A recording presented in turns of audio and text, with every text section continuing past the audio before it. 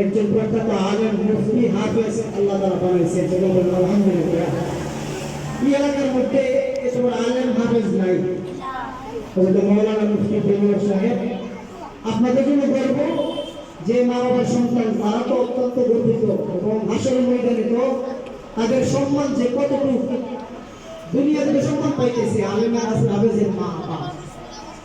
এটা হাসরের ময়দানে তো আল্লাহ তাআলা হাফেজের আব্বা মরে নূরের মুকুট পরাইয়া হাসরের ময়দানে সম্মানিত করবেন। সুবহানাল্লাহ।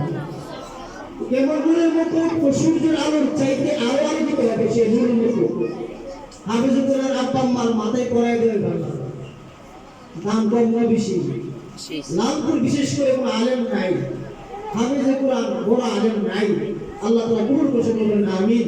আমাদের দিকে তাকালে দেখেন ব্রাহ্মণবাড়িয়া, আমরা যে মুজফর গ্রামে উলামা তোলাবা সংগঠন আছে। উলামা মানে যারা আলেম হয়ে গেছে, যারা বড় তোলাবা ছাত্র, প্রায় 300 আলেম ওলামা আছে। আলহামদুলিল্লাহ, 300 প্রায় আলেম ওলামা আছে। আমার দিকে তাকাইলে দেখা যায় আমরা শাস্ত্র ভাই 4জন মুফতি আলেম হাফেজ, মাহমুদ ভাই 2জন আলেম হাফেজ। ইমাম সাহেব ভাই যদি এক মাসে জাকা নামাজ পড়ে কোনো সমস্যা হবে।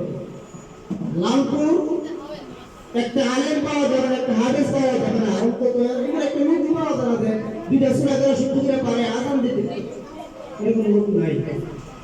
এরকম এই মাদ্রাসায় আল্লাহ তাআলা বানাই দিয়েছেন।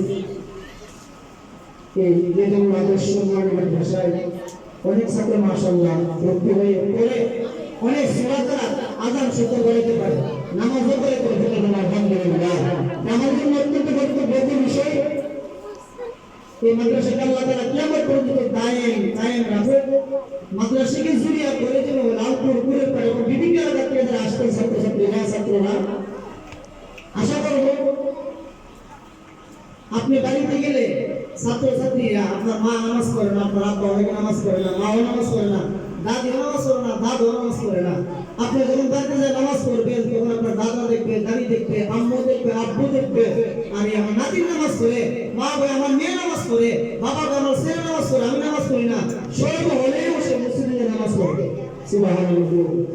এই জন্য আপনি যখন বাড়িতে নামাজ না পড়বেন তখন আমার ছেলে লেগে করেছি, মেয়ে কোথায় করেছি, মাথায় রেপরে নামাজ পড়ে না, এটা কিন্তু অত্যন্ত দুঃখজনক বিষয়।